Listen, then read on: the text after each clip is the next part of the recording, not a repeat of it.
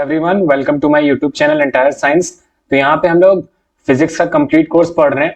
Electrostatic unit अभी मैं पढ़ा रहा हूँ। तो इलेक्ट्रिसिटी में हम लोगों ने बेसिक कॉन्सेप्ट कवर अप कर लिया है। कूलम्स लॉ, गॉस लॉ के बाद हम लोग इलेक्ट्रोस्टैटिक पोटेंशियल पढ़ रहे थे। तो इलेक्ट्रिक पोटेंशियल के हम लोगों ने कॉन्सेप्ट समझ लिए, उसकी डेरिवेशंस कंप्लीट कर ली और जितना भी उसमें थ्योरी कंटेंट था वो हम लोगों ने कवर अप कर लिया है। अब थ्योरी कंटेंट पढ़ने के बाद और जितने भी डेरिवेशंस कंप्लीट करने के बाद हम लोग देखते हैं न्यूमेरिकल्स को।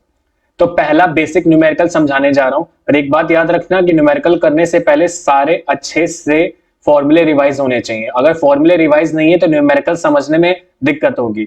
तो वहां पे मैं ये सारे न्यूमेरिकल, सारे टॉपिक्स के एक एक फॉर्मूले पे न्यूमेरिकल प्रैक्टिस करवा रहा हूं। तो वहां पे देख लो, पहला न्यूमेरिकल क्या कह रहा है कि अगर दो चार्जेस है मेरे पास 2 microcoulomb and minus 2 microcoulomb are placed at a point A and B 6 centimetre apart. Identify the equipotential surface of the system. तो डायग्राम में देख लो यहाँ पे कि मेरे पास दो चार्जेस हैं, एक पोजीशन पे रखा हुआ है, एक बी पोजीशन पे रखा हुआ है। मुझसे क्वेश्चन पूछ रहा है कि इन दोनों की इक्विपोटेंशियल सरफेस क्या होगी। तो यहाँ पे इक्विपोटेंशियल सरफेस अगर मुझे निकालना है तो उसका फॉर्मूला जो होता है वो होता है V equal to 1/4πε0 Q1 Q2 upon R square. But यहाँ पे हम लोगों को वैल्यूज दी हुई हैं। अगर वैल्यूज दी हैं तो वैल्यूज को अगर कन्वर्जन करनी है वहां पे, जैसे कि यहाँ पे माइक्रोकूलम दिया हुआ है चार्ज के लिए, तो Q1 चार्ज में जो बोल रहा हूँ या QA चार्ज बोल रहा हूँ उसको मैं क्या करूंगा, माइक्रोकूलम से पहले चेंज कर लेता हूं। तो सबसे पहले न्यूमेरिकल में क्वेश्चन को एक बार पढ़ो, डायग्राम को देखो, डायग्राम में अगर कोई डेटा है तो उसको एनालाइज करो। डेटा एनालाइज करने के बाद तुम्हें यह समझना है कि फॉर्मूला कौन सा अप्लाइड हो रहा है, तो फॉर्मूला दिमाग में होना चाहिए। फिर उसके बाद सबसे पहला काम किया करो कि गिवन चीजें लिख लो कि वहां पे गिवन क्या क्या है। तो यहाँ पे हमारे पास QA चार्ज की वैल्यू दी हुई है, जो कि हमारे पास कितनी दी हुई है, 2 माइक्रोकूलम। उसको चेंज कर लो कूलम में। तो कूलम में चेंज करने के लिए वहां पे क्या करेंगे, 2 इंटू 10⁻⁻6 से मल्टीप्लाई कर लो, वो कूलम में चेंज हो जाएगा। QB की वैल्यू भी इसी तरीके से निकाल लेंगे, जो कि दी हुई है -2 माइक्रोकूलम। तो उसको भी मल्टीप्लाई कर लेंगे तो कितना हो जाएगा, -2 इंटू 10⁻⁻6 कूलम। ये हमारा कन्वर्जन हो गया। अब और क्या दिया हुआ है यहाँ पे, 6 सेंटीमीटर दिया है। तो 6 सेंटीमीटर मेरे पास R दिया हुआ है, तो R को चेंज करने के लिए यहाँ पे क्या करेंगे, R हमारे पास दिया है जो, उसको चेंज करने के लिए हम लोग यहाँ पे क्या अप्लाइड करेंगे, 6 सेंटीमीटर। तो 6 सेंटीमीटर को चेंज करोगे जब मीटर में तो वो वैल्यू कितनी आ जाएगी हमारे पास, 0.6 मीटर। वो हमारे पास कितना आ जाएगा, 0.6 मीटर। आफ्टर दैट अगर मैं डायग्राम के हिसाब से चलूं तो अगर मैं डिस्टेंस को तोड़ दूं, तो डिस्टेंस को अगर मैं ब्रेक करता हूं तो यहाँ पे होगा क्या कि इक्वल डिस्टेंस यहां से यहां तक की कितनी है, मिड से अगर पॉइंट लेके चलोगे तो मिड से यहां से यहां तक इसकी डिस्टेंस कितनी है, 3.0 सेंटीमीटर। और यहां से यहां तक की इसकी डिस्टेंस कितनी है, 3.0 सेंटीमीटर। ठीक है, तो ये दोनों इक्वली मैं इसको क्या कर रहा हूं, डिवाइड कर रहा हूं। अच्छा, यहाँ पे एक जीरो लगाना मैं भूल गया। सी यहाँ पे देखो 0 सेंटीमीटर में चेंज करोगे तो कितनी आएगी वैल्यू उसकी, 0.06 सेंटीमीटर। ओके, ये तो ये मेरे पास मीटर में चेंज हो गया। अब क्या करेंगे, इसको डिवाइड कर लेते हैं। फॉर्मूले में वैल्यू को पुट करो, फॉर्मूले में वैल्यू हमारे पास क्या आ जाएगी, V इक्वल टू, फॉर्मूला कौन सा यूज कर रहा हूं, V equal to 1/4πε0 QA QB upon क्या, दैट इज R स्क्वायर। तो हमारा पहले क्या लगेगा, इस पे फॉर्मूला अप्लाइड करते हैं। क्या निकालने के लिए, पोटेंशियल। पोटेंशियल निकालूंगा तभी तो, कि पोटेंशियल सरफेस में बता पाऊंगा सिस्टम के लिए कहां पे आएगा। तो पोटेंशियल निकाल लेते हैं। तो पोटेंशियल निकालने के लिए मैं वैल्यू को पुट करता हूं, तो वैल्यूज कितनी पुट करूंगा उसमें देखते हैं। सी, तो वैल्यू को पुट कर लो। वैल्यू जब मैं पुट करूंगा तो यहाँ पे क्या हो रहा है, सी वैल्यू सब्स्टिट्यूट कर लेते हैं। तो हमारे पास वैल्यू क्या आएगी, 1/4πε0 इंटू 2 इंटू 10⁻⁻6 इंटू QB कितना है, -2 इंटू 10⁻⁻6। नीचे कितना आएगा, 0.3 और 0.3 दोनों लिख सकते हो इक्वली, मतलब कि पोटेंशियल सरफेस निकाल रहे हैं ना हम लोग। तो यहाँ पे क्या हो जाएगा, इक्वली हम लोग वैल्यू को पुट कर सकते हैं। दैट विल बी अपॉन, अच्छा यहाँ पे याद रखना कि यहाँ पे QA QB होगा। ठीक है, 1/4πε0 QA QB, मतलब दोनों की पोटेंशियल अलग अलग मैं निकाल रहा हूं, तो यहाँ पे इस फॉर्मूले को मैं पुट करूंगा। ठीक है, तो यहाँ पे रख लो QA और QB upon R square. Value put कर लो, तो वैल्यू जब मैं R स्क्वायर के टर्म में इसको तोड़ दूंगा तो ये कितना हो जाएगा, 0.03 एंड 0.03। तो दोनों को ऐड कर लो, 0.03 ऐड करोगे तो कितना हो जाएगा, 0.06। तो इसको मैं क्या कर रहा हूँ, मीटर में चेंज कर लिया था ना वहां पे, तो मीटर में चेंज करोगे तो फॉर्मूले में भी, डायग्राम में भी चेंज कर लो चाहो तो। 0.06 यहां तक की डिस्टेंस है और 0.06 यहां तक की डिस्टेंस है। आफ्टर, सॉरी 3 है ना, एक मिनट, तो 0.03 यहां से यहां तक की डिस्टेंस है, 0.03 यहां से यहां तक की डिस्टेंस है। आफ्टर दैट यहाँ पे क्या करेंगे, वैल्यू पुट कर लो उसको, तो यहाँ पे कितना हो जाएगा 0.03, एक मिनट 0.03, 0.03 और यहाँ पे कितना हो जाएगा 0.03। चाहो तो स्क्वायर करके भी लिख सकते हो, नहीं तो ऐसे भी लिख सकते हैं। अब यहाँ पे देखो कि ये प्लस में और ये माइनस में पूरी पूरी वैल्यू से एक साथ क्या हो जाएगी, कैंसल आउट, तो प्लस माइनस क्या हो जाएगा माइनस, और ये पूरी वैल्यू हमारे पास कितनी आ रही है, 0 आ रही है। तो मेरा जब v 0 आ जाएगा, देखो ये प्लस में है ना और ये माइनस में है, तो पूरी पूरी वैल्यू क्या हो जाएगी मेरे पास, कैंसल आउट, एंड हमारे पास जो आंसर आ रहा है वो कितना आ रहा है, v हमारे पास 0 आ रहा है। अगर v हमारे पास 0 आ रहा है तो यहाँ पे एक स्टेटमेंट लिख देना कि हमें इक्वी पोटेंशियल सरफेस पूछा गया है। अगर मेरे पास पोटेंशियल 0 आ रहा है देन तो हमारे पास at each point right bisector of A B में हमारे पास क्या होगा, उसका इक्वी पोटेंशियल सरफेस होगा, मतलब कि यहाँ पे। तो अगर मैं डायग्राम में चेंज कर दूं तो मेरा इक्वी पोटेंशियल सरफेस कहां पे आएगा, वो यहाँ पे आएगा, डेट इज योर सी पे। ओके, मतलब कि दोनों की जो इक्वल पोजीशन होगी वो यहाँ पे मेरे पास क्या देगा मुझे, वो मुझे कहां पे देगा, that it will be your this. तो ये हमारे पास डायग्राम में जो सी पोजीशन है वहां पे मुझे क्या मिल रहा है, इक्वी पोटेंशियल। और याद रखना कि जब मैंने ब्रोडाउन वाली कंडीशन कराई थी या बाइसेक्टर वाली कंडीशन कराई थी तो वहां पे हो क्या रहा था कि हमारे पास जो इक्वल वी 0 की कंडीशन आती है वो कब आती है, वो तब आती है जब हम लोग क्या यूज करते हैं, हमारा बाइसेक्टर कंडीशन। तो हमारी इक्विपोटेंशियल सरफेस दोनों चार्जेस के हिसाब से कहां पे आएगी, यहाँ पे आएगी। एक और रीजन से इसको याद कर सकते हो, सिंपल सा क्या है कि अगर ये 2 है और ये क्या है -2 है तो दोनों चार्जेस की स्ट्रेंथ अलग सेम है बट चार्जेस का नेचर अलग अलग है। तो नेचर अलग अलग है तो इन दोनों का जो इक्विपोटेंशियल सरफेस आएगा, अगर 6 सेंटीमीटर है इक्वली डिवाइड करोगे तो 3.0 सेंटीमीटर या 3.0 सेंटीमीटर या 0.03 मीटर बोलो या 0.03 मीटर, इसको इक्वली यहां से, तो हमारे पास क्या होगा, इक्वली डिस्टेंस सी पॉइंट पे आएगी, मतलब उसके मिड पे आएगी। तो इसका कॉन्सेप्ट बहुत इजी था बट फॉर्मूला अगर थोड़ा सा अच्छे से याद रखोगे तो ये बहुत इजीली 1 मिनट में हो जाएगा क्वेश्चन। नेक्स्ट बढ़ते हैं। अब यहाँ पे क्वेश्चन देखो, क्वेश्चन क्या कह रहा है कि स्फेरिकल कंडक्टर है जिसका रेडियस है 12 centimetre, has a charge of 1.6 into 10 to the power -7 coulomb distributed uniformly on its surface. तो हमारे पास चार्जेस हैं, ठीक है। तो पहले मैं थोड़ा सा डायग्राम बना देता हूं उसका।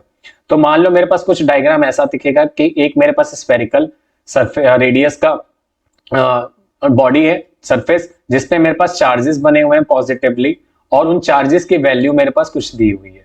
तो पहले मैं डायग्राम को बना देता हूं। तो डायग्राम के हिसाब से जो मेरे पास रेडियस दिया हुआ है वो दिया हुआ है 12 सेंटीमीटर का, जो मेरे पास रेडियस है वो 12 सेंटीमीटर का दिया है। तो पॉइंट यहां से लेके यहां तक का अप्लाइड कर दो, ये 12 सेंटीमीटर रेडियस हो गया। चार्ज की वैल्यू कितनी दी हुई है, तो मेरे पास जो टोटल चार्ज की वैल्यू दी हुई है वो दी गई है Q equal to 1.6 into 10 to the power -7। तो Q हमारे पास कितना दिया हुआ है, 1.6 into 10 to the power -7 coulomb. After that क्या दिया हुआ है हमारे पास, क्वेश्चन में हमसे क्या पूछा गया, पहला हमसे क्या क्वेश्चन पूछा गया। तो पहले गिवन चीजें लिखने के बाद थोड़ा सा उनको क्लियर लिख देता हूं कि दिक्कत ना हो। सी, एक मिनट, चार्जेस मेरे पास जो टोटल दिए हुए हैं उसको मैं लिख देता हूं proper, 1.6 into 10 to the power -7 coulomb. Okay, ये मेरे पास चार्जेस दिए। अब रेडियस दिया हुआ है, आर भी पता है हमें। अब रेडियस सेंटीमीटर में दिया है, उसको मीटर में चेंज कर लेंगे। क्वेश्चन क्या पूछ रहा है, पहला इनसाइड द स्फीयर, हमसे क्वेश्चन मैंने पूछा है कि इलेक्ट्रिक फील्ड स्फीयर के कितनी हो के अंदर।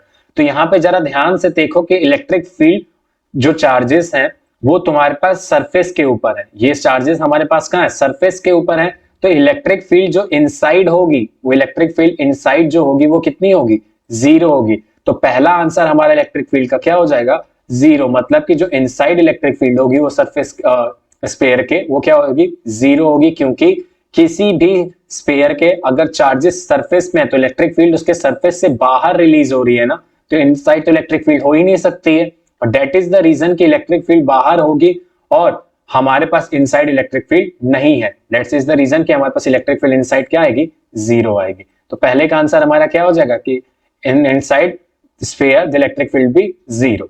अब दूसरा पॉइंट क्या पूछा है, दूसरा क्वेश्चन क्या पॉइंट पूछा है इसका, जस्ट आउटसाइड द स्फीयर। अब outside the sphere electric field कितनी होगी, तो इलेक्ट्रिक फील्ड का फॉर्मूला अप्लाई करेंगे हम लोग, equal to 1/4 pi epsilon not q upon r square. ये हमारा क्या होता है, चार्ज निकालने, इलेक्ट्रिक फील्ड निकालने का फॉर्मूला। इसमें वैल्यू सब्स्टिट्यूट कर दो तो 1/4 पाई की वैल्यू मैं बता चुका हूं, पहले भी नहीं पता तो यहां से देख लो। 1/4 पाई एप्सिलॉन नॉट की जो वैल्यू होती है वो होती है 9 इंटू 10⁹9। ठीक, तो ये हमारे पास इसकी क्या होती है, वैल्यू। अब वैल्यू को सब्स्टिट्यूट करेंगे तो 9 इंटू 10⁹9 रखोगे यहाँ पे। चार्जेस हमारे पास पहले से ही कूलम में है तो उसको कन्वर्जन करने की कोई जरूरत नहीं है, तो कितना हो जाएगा 1.6 इंटू 10⁻⁻7 कूलम। ये मेरे पास क्या आ गया, चार्ज।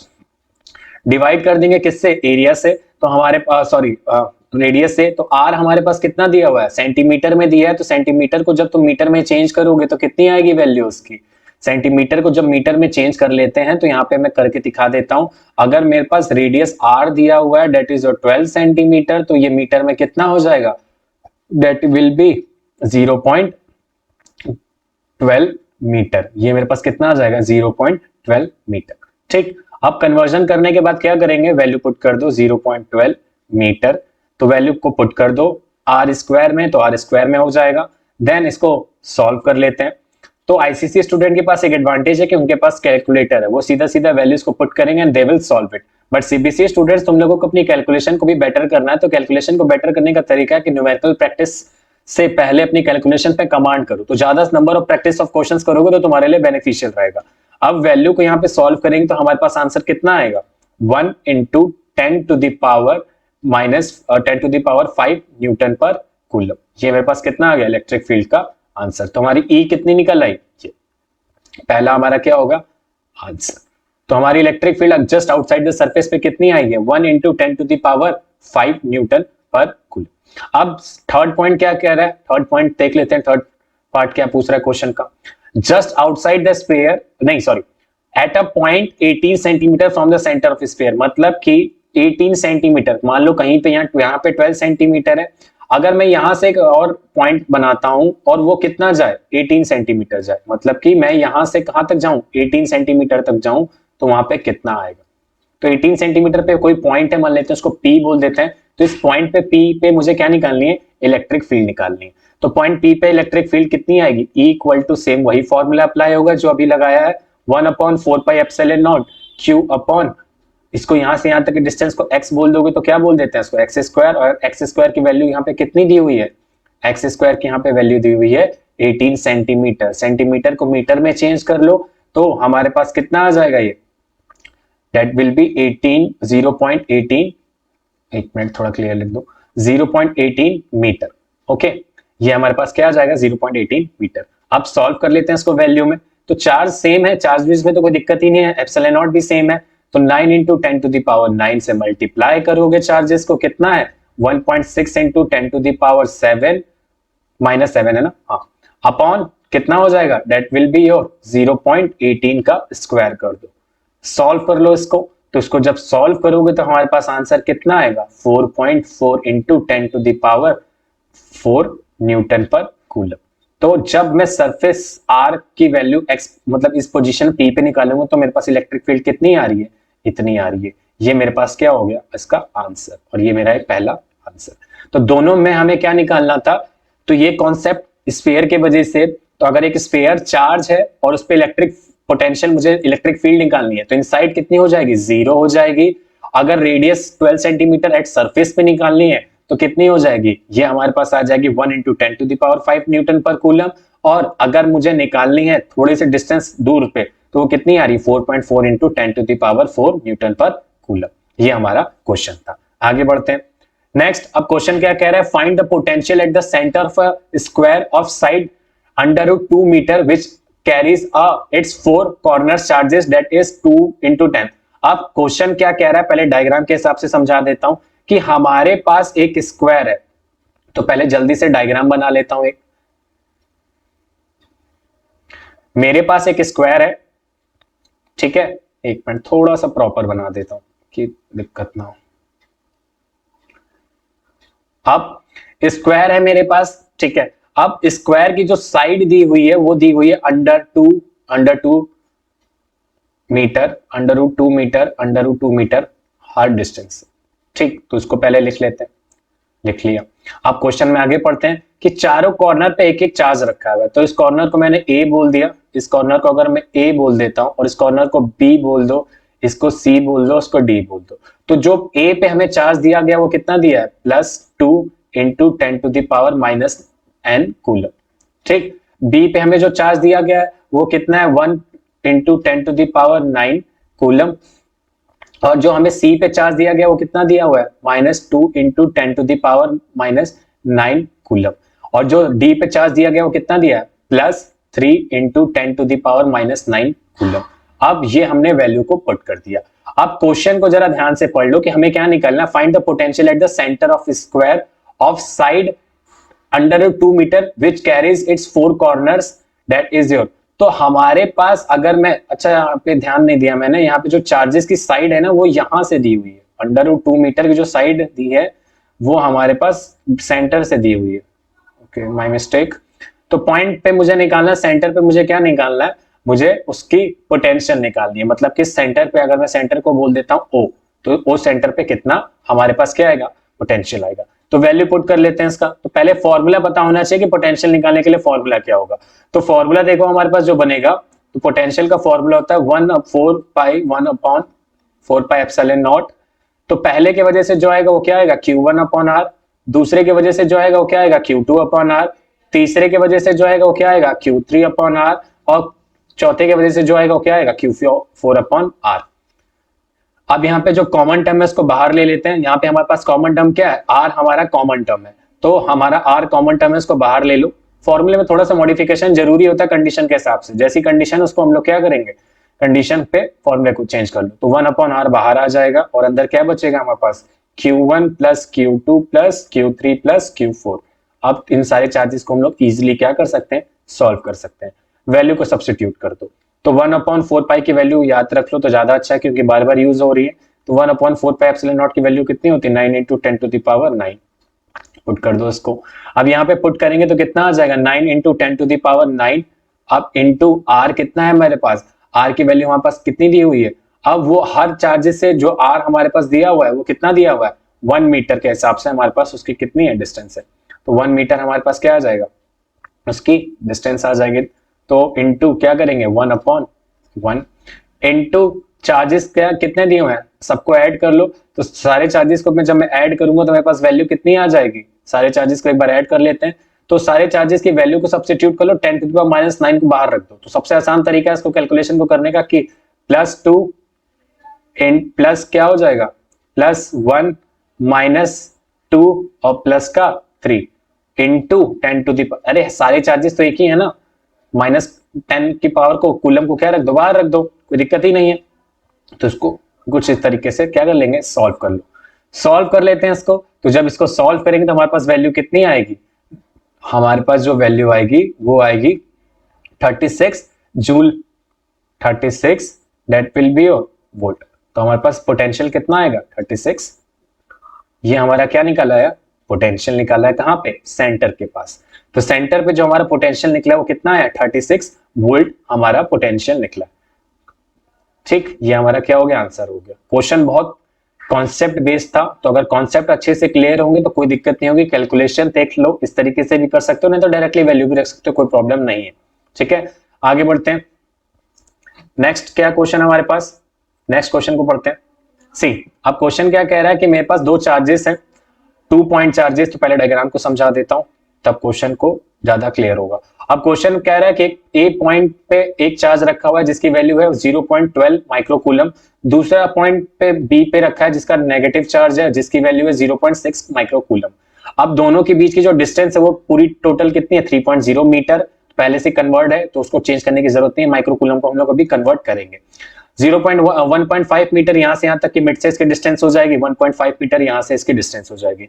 पॉइंट पी हमारे पास मिड पॉइंट है जहां से इलेक्ट्रिक फील्ड जो पॉजिटिव की वजह से आएगी वो किधर की तरफ आएगी, इधर की तरफ। और E2 की भी तो इलेक्ट्रिक फील्ड इधर की तरफ आएगी ना, ये चीज समझ लो कैसे।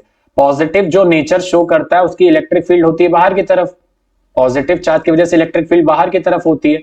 तो मान लो अगर उसी के सामने एक और नेगेटिव चार्ज रखा है, नेगेटिव चार्ज रखा है, तो नेगेटिव चार्ज की इलेक्ट्रिक फील्ड तो इनसाइड ही होगी ना, इनसाइड इलेक्ट्रिक फील्ड होगी। तो नेगेटिव चार्ज का भी क्या होगा, इलेक्ट्रिक फील्ड अंदर की तरफ होगी। और इसी रीजन की वजह से दोनों इलेक्ट्रिक फील्ड की डायरेक्शन क्या है, सेम है, E1 की भी इधर ही है और E2 की भी क्या है, इधर ही है। तो ये चीज ध्यान में रखनी है। नाउ एरो से मैंने इसको शो कर रखा है कि E1 और E2 की वैल्यू वहां पे क्या दी हुई है, ठीक, डायरेक्शन के टर्म्स में वहां पे क्या है। अब क्वेश्चन में पढ़ते हैं कि 2 पॉइंट चार्जेस, 2 पॉइंट चार्जेस देख लिए हम लोग ने, सिचुएटेड है इतने डिस्टेंस पे, हमें क्या निकालना है, कैलकुलेट द इलेक्ट्रिक फील्ड। हमें पहले क्या निकालना है, हमें सबसे पहले क्वेश्चन में पूछा हुआ है कि इलेक्ट्रिक फील्ड निकालनी है। तो सबसे पहले क्वेश्चन को हाईलाइट कर लो कि निकालना क्या क्या। तो सबसे पहले हमें इलेक्ट्रिक फील्ड निकालनी है, इलेक्ट्रिक फील्ड का फॉर्मूला अप्लाई करेंगे। फिर क्या निकालना है, पोटेंशियल निकालना है at a point mid way between them, दोनों के बीच के जो पॉइंट है P, यहाँ पे हमें इलेक्ट्रिक फील्ड और पोटेंशियल दोनों निकालना है। देन यहां पे क्या करना है, how much work will be done in bringing a charge of 0.2 microcoulomb from infinity to the mid point. मान लो अगर यहाँ पे कोई चार्ज है, ठीक है, मान लो यहाँ पे मैंने कोई एक चार्ज ले रखा है 0.2, ठीक, उसकी पोजीशन में इस लाइन के अलाइन में बना देता हूं। तो 0.2 पोजीशन पे मैंने एक चार्ज ले रखा है, ओके। तो वो चार्ज का नेचर क्या हो, चार्ज का नेचर तो यहाँ पे दिया हुआ है, दैट इज पॉजिटिव नेचर का है। तो मान लो अगर मेरे पास एक चार्ज है और मुझे उसको इन्फिनिटी पॉइंट से, ओके, एक पॉइंट पॉजिटिव चार्ज है जिसको मैं इन्फिनिटी से उस डिस्टेंस पे, मतलब सी डिस्टेंस P पॉइंट पे, इन दोनों चार्जेस के बीच में लेके आता हूं। तो उस पॉइंट चार्ज की वैल्यू कितनी दी हुई है, 0.2 माइक्रो कूलम। तो ये हमारा डायग्राम थोड़ा सा प्रॉपर अंडरस्टैंड हो गया यहाँ पे कि 0.2 माइक्रो कूलम का एक चार्ज मुझे कहां पे लेके आना है, पॉइंट P पे लेके आना, दोनों के बीच में। तो सबसे पहले निकालेंगे क्या इसमें, इलेक्ट्रिक फील्ड। तो पहला पार्ट हमारा क्या हो जाएगा, पहले हमें सबसे पहले क्या निकालना है, इलेक्ट्रिक फील्ड निकालना है। तो इलेक्ट्रिक फील्ड निकालने से पहले कुछ कन्वर्जन्स देख लो। कन्वर्जन्स हमारे पास क्या दी हुई है, 0.2। तो पहले गिवन चार्जेस कितने दिए हुए हैं, जो QA दिया हुआ है, QA चार्ज दिया हुआ है, वो दिया 0.12 माइक्रोकूलम। चेंज कर लो उसको तो कितना हो जाएगा, 0.2 इंटू 10⁻⁹ कूलम। ठीक है, तो हमारे पास ये क्या हो जाएगा, कूलम में इसको हम लोगों ने क्या कर दिया, चेंज कर दिया। तो एक मिनट यहाँ पे, हाँ -6 होगा ना, ठीक। आफ्टर दैट QB के लिए कितना हो जाएगा, ये QB के लिए हमारे पास हो जाएगा 0.06 माइक्रोकूलम को मल्टीप्लाई कर लो तो 0.06 इंटू 10⁻⁻⁶। तो हमारे पास ये क्या निकल आएगा, इसका कूलम, ठीक, ये हमारा कूलम में चेंज हो गया। अब इलेक्ट्रिक फील्ड का फॉर्मूला अप्लाई कर लो। एक और वैल्यू याद रखनी है, कौन सी, पोटेंशियल वाली, वो 1/4 पाई एप्सिलॉन नॉट की कितनी होती है, 9 इंटू 10⁻⁹, ठीक, ये भी याद रख लो। अब यहाँ पे सब्स्टिट्यूट करते हैं वैल्यू को। तो इलेक्ट्रिक फील्ड जो आएगी वो हमारे पास कितनी आएगी, इलेक्ट्रिक फील्ड देखो कितनी आएगी, तो E इक्वल टू कितना हो जाएगा हमारे पास, 1/4 pi epsilon not 9.0 into 10⁻⁹ into value कितनी है चार्ज के वजह से, E1, A के वजह से हमारे पास वैल्यू कितनी है, A के वजह से निकाल रहे हैं इलेक्ट्रिक फील्ड, A के वजह से कितनी है, that will be 0.12 into 10⁻⁶ upon R कितना है यहाँ पे, डिस्टेंस यहाँ पे देख लो, यहाँ से तक P पे डिस्टेंस कितनी है, 1.5 मीटर।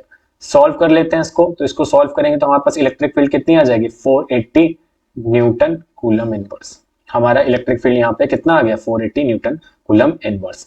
अब EB के वजह से निकालो इलेक्ट्रिक फील्ड, EB के वजह से भी सेम फॉर्मूला अप्लाई होगा यहाँ पे।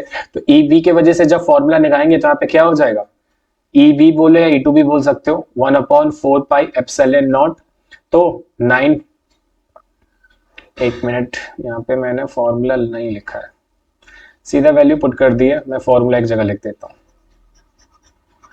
तो E के वजह से जो इलेक्ट्रिक फील्ड के वजह से जो फॉर्मूला होता है वो होता है 1/4 पाई एप्सिलॉन नॉट Q/R, ठीक।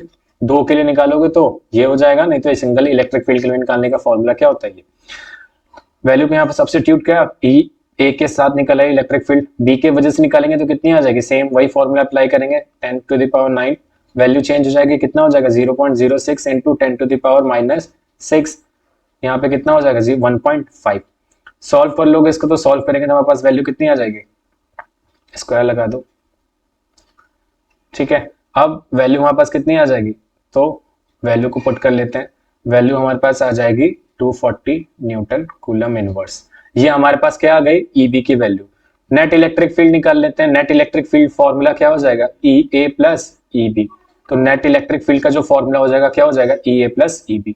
दोनों को ऐड कर दो, कितना है 480 प्लस 240, इलेक्ट्रिक फील्ड हमारी कितनी आ गई, इलेक्ट्रिक फील्ड जो हमारे पास नेट आ गई वो आ गई, दैट विल बी 480 प्लस 240 करोगे तो कितना आ जाएगा 720 न्यूटन कूलम इनवर्स। ये हमारे पास क्या आ गया, नेट इलेक्ट्रिक फील्ड आ गई।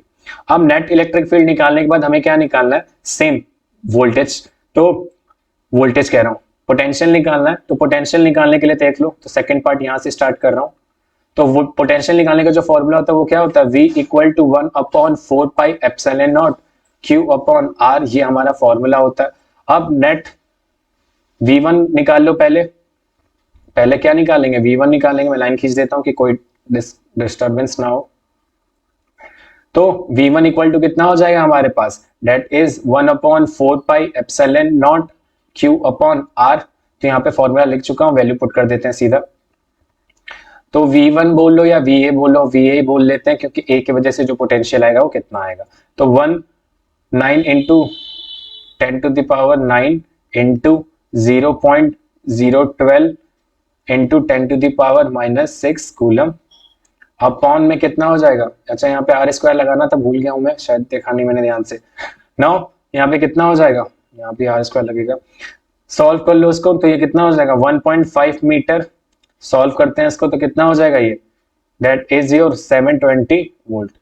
V2 निकाल लेते हैं इसी तरीके से। तो VA निकालने के बाद VB निकाल लो, VB निकालेंगे तो उसकी वैल्यू कितनी आ जाएगी, VA निकालेंगे तो उसकी VB आ जाएगी हमारे पास, दैट इज योर VB को सॉल्व करोगे सेम इसी फॉर्मूले की तरफ। तो 9 into 10 to the power 9 into 0.06 into 10 to the power -6 upon 1.5 metre. Solve कर लो उसको, तो उसको सॉल्व करेंगे तो VB हमारे पास कितना आ जाएगा, VB हमारे पास आ जाएगा, एक मिनट, तो इट विल बी 1 डिवाइड, इसको डिवाइड कर लो, तो डिवाइड करेंगे तो हमारे पास वैल्यू कितनी आ जाएगी, दैट इज 360 वोल्ट। अब टोटल वोल्टेज निकाल लेते हैं। टोटल वोल्टेज निकालने के लिए क्या हो जाएगा, V net that is your V1 plus V2। V1 plus V2 निकालोगे तो वैल्यू कितनी आएगी, V1 प्लस V2 निकालोगे तो वैल्यू हमारे पास आएगी, that is your 360 voltage. Sorry, net voltage निकालना है ना, तो यहाँ पे 360 नेगेटिव आई है, 360 यहाँ पे नेगेटिव आई है ना वैल्यू। नेट वैल्यू हम लोग जब निकालेंगे तो 720 वोल्टेज V1 प्लस V2 निकालना है ना हमें यहाँ पे। तो हमारे पास जो 360 की वैल्यू आई वो नेगेटिव आई है, तो 720 माइनस ये करेंगे तो कितना हो जाएगा, that is will be your 360 volt. तो हमारे पास कितना आ जाएगा 360 वोल्ट, हमारा V निकल आए। अब हमें क्या निकालना है, एक और कॉन्सेप्ट रह गया इसमें।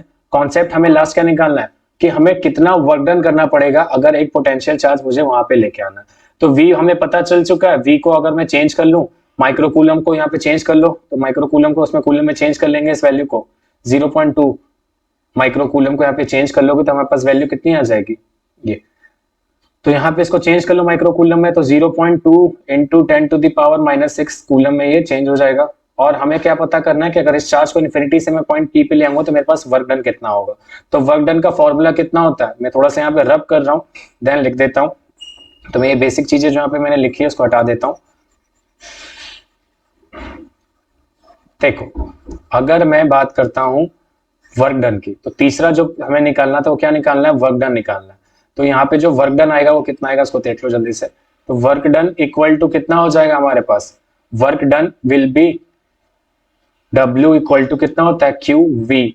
Q अभी कितना निकाला है 0.2 इंटू 10 टू द पावर -6, और Q कितना है हमारे पास, अब V अभी तो V निकाला है ना पोटेंशियल। पोटेंशियल देखो कितना आ रहा है 360, तो मल्टीप्लाई कर लो उसको, तो मल्टीप्लाई करेंगे तो कितना आ जाएगा 360 वोल्ट। सॉल्व कर लेते हैं इसको, सॉल्व करेंगे तो हमारे पास वैल्यू कितनी आ जाएगी 7.2 into 10 to the power -5 joule. तो हमारे पास -5 जूल। तो हमारे पास वर्क डन कितना करना पड़ेगा उस चार्ज को यहाँ पे लाने के लिए, इतना। तो पहला आंसर हमारा क्या है, एक मिनट में थोड़ा सा दिखा देता हूँ। हमारा पहला आंसर कितना आया था, दोनों को ऐड किया था तो 720, पहला आंसर ये रहा। दूसरा आंसर हमारा कितना आया था वोल्टेज, और तीसरा आंसर हमारा क्या हो गया 7.2 देखते हैं 5। नेक्स्ट क्वेश्चन में हमारे पास an electron revolves around the nucleus of a hydrogen. तो पहले क्वेश्चन में लिख लेते हैं गिवन क्या क्या है, क्वेश्चन में पहले गिवन लिख लेते हैं क्या। तो गिवन हमारे पास जो दिया हुआ है वो क्या दिया है कि एक एटम है ठीक, हाइड्रोजन एटम है जो कि रिवॉल्व कर रहा है रेडियस। तो आर की वैल्यू दी गई है हमारे पास 5 इंटू 10⁻⁻11 मीटर। ठीक, हमें कैलकुलेट क्या करना है, इंटेंसिटी निकालनी है electric field nucleus and the position of electron. तो electrostatic potential of an hydrogen nucleus and the electron system. तो हमें दो चीजें निकालनी है, पहला क्या निकालना है, intensity of electric field of nucleus at the position of electron. तो सबसे पहले यहाँ पे क्या करेंगे, पोजीशन ऑफ इलेक्ट्रॉन के लिए निकालते हैं। तो पहले देखो क्या करेंगे, इसमें हमें निकालना इंटेंसिटी ऑफ इलेक्ट्रिक फील्ड। तो इलेक्ट्रिक फील्ड का फॉर्मूला क्या होता है, E इक्वल टू 1/4πε0 ZE। अब यहाँ पे ZE क्यों लिया है, क्योंकि हम लोग एक इलेक्ट्रॉन की बात कर रहे हैं, किसके, हाइड्रोजन के। तो H Z यहाँ पे रिप्रेजेंट कर रहा है हाइड्रोजन एटम को और E वहां पे इसके इलेक्ट्रॉन को। R स्क्वायर वैल्यू को पुट कर लो तो 9 इंटू 10 टू दी पावर किसकी वैल्यू होती है, 1/4πε0 की, याद कर लो उसको जल्दी से। तो 10 टू दी पावर 9।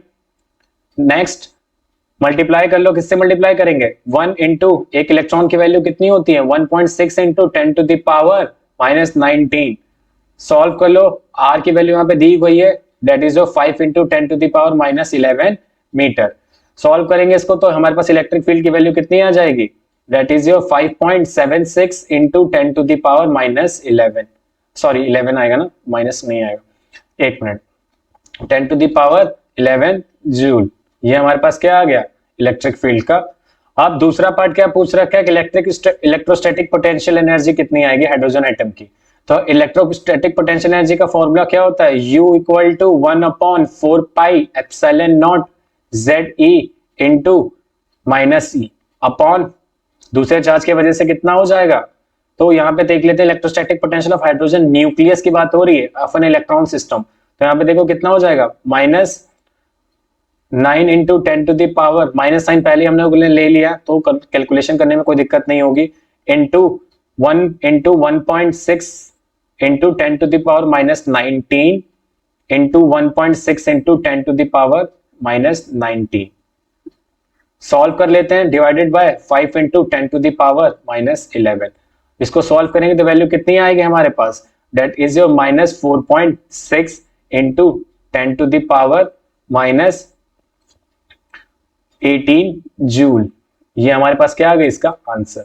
तो जो इलेक्ट्रोस्टैटिक पोटेंशियल एनर्जी इसके अंदर स्टोर हो रही है वो कितनी हो रही है, दैट इज जो -4.6 into 10 to the power 18 joule. और इलेक्ट्रिक फील्ड का जो कॉन्सेप्ट इसमें, इलेक्ट्रिक फील्ड जो है वो कितनी आ रही है हमारे पास ये।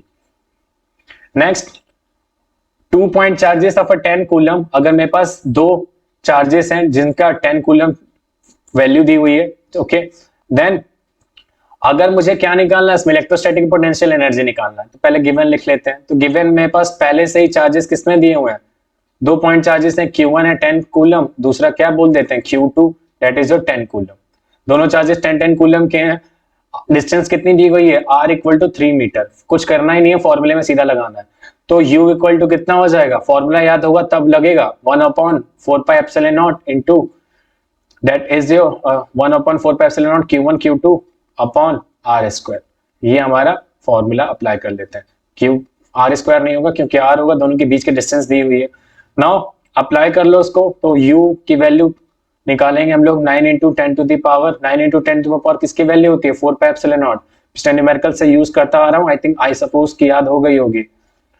10 इंटू 10 डिवाइडेड बाय 3। सॉल्व कर लो इसको तो कितना हो जाएगा, कैंसल आउट करोगे 10 इंटू 10 दैट इज योर 100, 3 से डिवाइड करोगे तो वैल्यू आएगी हमारे पास 3 into 10 to the power 11, 3 into 10 to the power 11 joule.